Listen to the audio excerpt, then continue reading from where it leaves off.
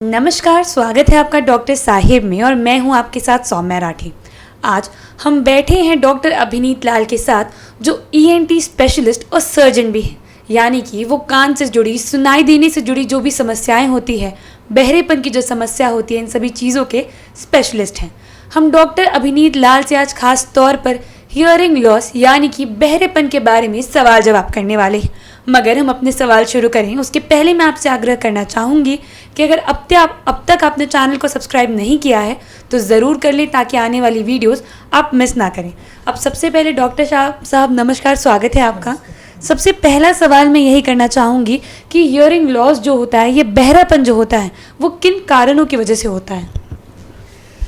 बहरापन बहुत सारे कारणों की वजह से हो सकता है। प्रमुख जो दो कारण हैं जिसको हम लोग डिवाइड करते हैं, जिसको हम लोग मेडिकल टर्म्स हैं सेंसोन्यूरल हियरिंग लॉस बोलते हैं या नर्व डेफनेस, एंड दूसरा प्रकार का होता है जिसको कंडक्टिव हियरिंग लॉस बोलते हैं, जो कि पर्दा खराब होने की वजह से या पर्दा के अंदर जो सुनने की हड्डियां होती वो खराब होने के वजह से कंडक्टिव हियरिंग लॉस होता है।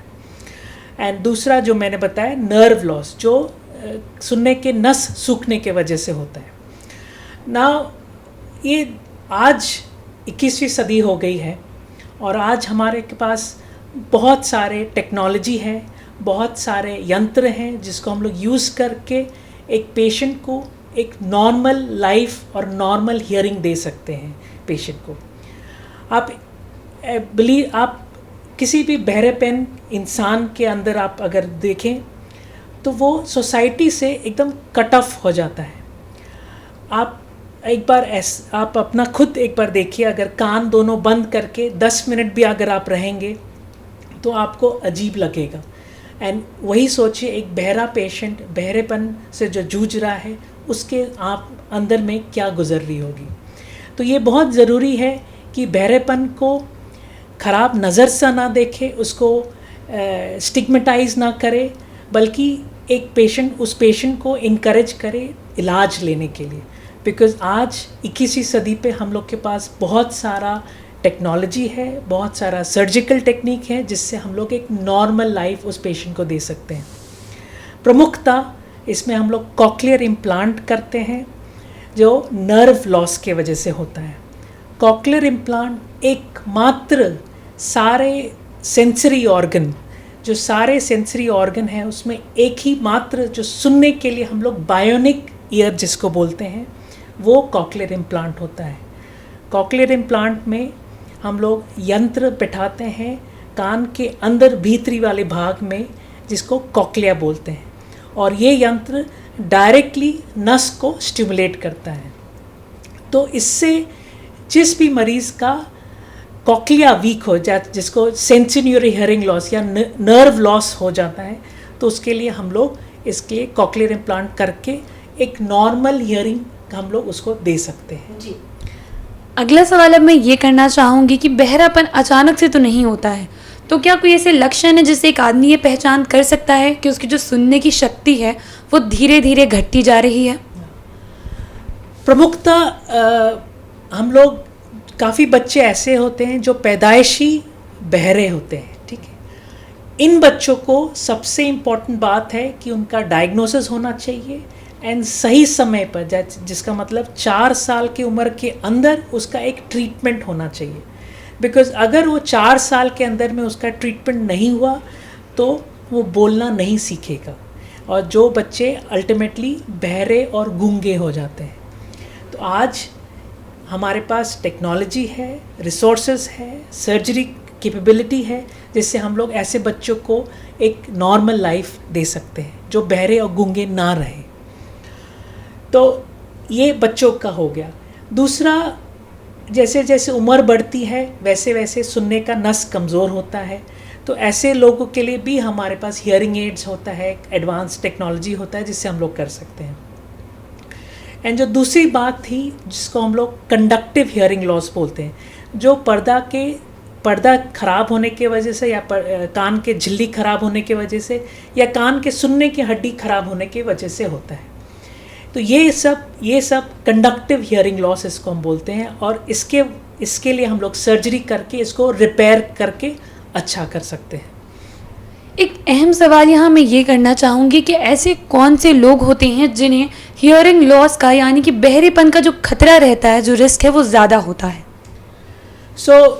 आम तौर से अगर हम लोग बच्चों में देखें तो जो बच्चे पैदाइश होने के बाद तुरंत आईसीयू में रहे हो या इंटेंसिव केयर में रहे हो या उन्हें पीलिया हुआ हो या माँ को मीज़ल्स या रूबेला टाइप का इन्फेक्शन हुआ हो, टॉक्सोप्लाज्मोसिस का इन्फेक्शन हुआ हो, तो ये सब बच्चे हाई रिस्क बेबीज़ होते हैं हियरिंग लॉस के लिए। और ऐसे बच्चों में जब पैदा होने के तुरंत बाद हियरिंग टेस्ट, जो न्यू बॉर्न हियरिंग स्क्रीनिंग होता है, ये करना बहुत ही ज़रूरी है। तो ये बच्चों की तरफ हो गया। और एडल्ट्स में हम लोग जनरली देखते हैं कि जो व्यक्ति काफ़ी नॉइज़ी एरिया में रहते हैं, जैसे रेलवे प्लेटफॉर्म के पास में या बहुत बिज़ी मार्केट के पास में रहते हैं, तो उनमें भी नॉइज़ इंड्यूस्ड हियरिंग लॉस काफ़ी ज़्यादा देखा जाता है। इसलिए मेरा सब सब्सक्राइबर्स से आग्रह रहेगा कि हॉर्न का इस्तेमाल जितना कम से कम करें बेटर रहेगा। अब एक सवाल यहाँ पर यह भी खड़ा होता है कि अगर किसी की सुनने की शक्ति चली जाती है तो उसकी लाइफ में इसकी वजह से और क्या कॉम्प्लिकेशंस आ सकते हैं? डिप्रेशन जैसी कोई समस्या या कॉग्निटिव इम्पेयरमेंट जैसी कोई समस्याएं हो सकती है? एकदम हो सकती है। आप एक बहरेपन के आदमी के अंदर घुस के एहसास करके देखिए। वो अपने बच्चों से नहीं बात कर सकता है, वो एक लेडी अपने हस्बैंड से नहीं बात कर सकती है, बच्चे उससे बात कर रहे हैं बट उसका कुछ समझ में नहीं आ रहा है। अभी 2 वीक्स पहले ही हम लोग ने एक ऐसे मरीज़ जो 32 इयर्स की लेडी थी, वो 2 साल से बिल्कुल कम्प्लीटली डेफ थी। वो बोलना जानती थी बट वो सुनती नहीं थी। उसके छोटे छोटे बच्चे थे, तो बच्चों का क्या उनको रिक्वायरमेंट है, क्या उनको चाहिए, वो कुछ नहीं सुनती थी। अब हम लोग ने उसका एक कॉक्लियर इम्प्लांट किया है, अभी वो सुन सकती है और एक नॉर्मल टाइप का लाइफ वो गुजार सकती है। इससे बचाव किसी तरीके से किया जा सकता है? कोई ऐसा तरीका है जिससे लोग हियरिंग लॉस प्रिवेंट कर सकते हैं, रोक सकते हैं? हियरिंग लॉस जैसे मैंने बताया बहुत सारे कारणों की वजह से हो सकता है, बट बेसिकली अगर हम लोग देखें तो कुछ रूटीन हेल्थ हाइजीनिक तरह से हम लोग को करना है कि कान के अंदर काड़ी या बर्ड्स ये सब नहीं डालना है। कान के अंदर कोई टाइप का तेल मसाला ये सब कुछ नहीं डालना है। आमतौर हम लोग देखते हैं कि कान में कुछ जो मिलता है वो डाल देते हैं, ये सब नहीं करना है। कान एक प्रेशियस ऑर्गन है, उसको प्रिजर्व करना हम लोग को हमारी जिम्मेदारी है। जब तक हमारे पास कान है, सुनाई दे रहा है, तब तक हम लोग उसको फॉर ग्रांटेड लेते हैं। जब वो चला जाएगा तब हम लोग को समझ में आता है। तो देखा आपने कि किस तरीके से डॉक्टर साहब बता रहे हैं कि जो सुनने की समस्याएं होती है, जो बहरापन होता है, वो अक्सर 4 साल से पहले एक बच्चे के शरीर में अपनी जगह बना लेता है, लेकिन अगर उसकी पहचान देर से की जाए तो वो उम्र भर के लिए बहरा हो सकता है। ऐसे में ज़रूरी है कि माँ बाप सतर्क रहें और अपने बच्चों का रेगुलर चेकअप कराते रहें, ताकि अगर ऐसी कोई समस्या है भी तो उसका ठीक समय पर इलाज कराया जा सके और उनका बच्चा भी एक नॉर्मल जीवन व्यतीत कर पाए। बहुत जल्द मुलाकात होगी डॉक्टर साहिब के अगले एपिसोड में। तब तक के लिए अगर आप इस वीडियो को फेसबुक पर देख रहे हैं तो पेज को लाइक और शेयर ज़रूर करें। अगर आप इसे यूट्यूब पर देख रहे हैं तो चैनल को सब्सक्राइब करें। आप हमें कमेंट सेक्शन में ये भी बता सकते हैं कि डॉक्टर साहिब से आपके क्या सवाल हैं। धन्यवाद।